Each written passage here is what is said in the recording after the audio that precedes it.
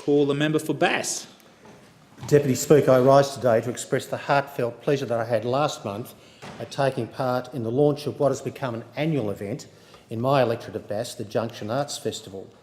Junction, as it is warmly referred to locally, began as part of a Regional Arts Australia National Conference in 2010, brought to Tasmania by the then Minister for the Arts, Michelle O'Byrne, former federal member for Bass.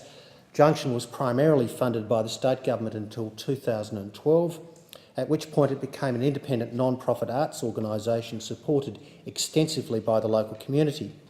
Situated in and around Launceston in public and private spaces throughout the community, this annual 5-day event is a mix of performance and visual art.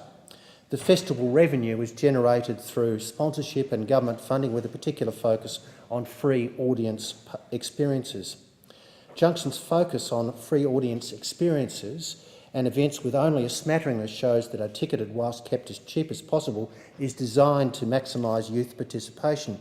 Accessibility to the arts has been identified as a key driver for social cohesion in communities like Bass, facilitating retention of young people in our community. At all stages, Junction encourages people to be involved as possible. The social impacts of participation in the arts positively affect self-esteem, community pride, social cohesion, educational attainment, job readiness and active citizenship. Of critical importance to me is that I've been told that events like Junction can in many regional communities provide the spark which engages a young person in the arts or creative industries. Now it's in its 6th year, Creative Director Greg Clark has again placed the emphasis on involving everyone in the action with free and ticketed events happening throughout the festival. A festival of participation is one of the important themes of Junction, and much of the artwork is immersive, exploratory and interactive. The team work hard to get local people to take ownership through discovery and participation. Events like this do not just happen. The vast majority of non-profit arts organisations in Bass rely on government funding for survival. Junction demonstrates how important it is to continue to invest in the arts and how important it can be to regional communities such as Launceston and the surrounding area that have considerable disadvantage and many barriers to participation.